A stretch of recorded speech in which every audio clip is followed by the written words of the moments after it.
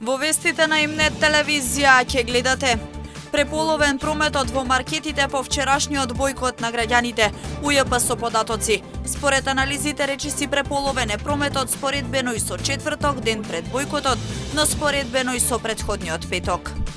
35 семејства добија станови во третата социјална зграда која се изгради во Кочани и го решија своето стамбено прашање. Инвестицијата е вредна 72 милиони денари. Се решаваат прашањата за изградба на соларниот парк во Штип. Се надминува проблемот со категории на земјиште, а ќе се решава инсталирањето на батерии од куп на електрична енергија. Само 5 градежни инспектори има во целиот источен регион, по 2 во Кочани и Штип и 1 во Берово. Недостигот се чувствува, но најчесто градежните инспектори работат на приватно за поголеми плати.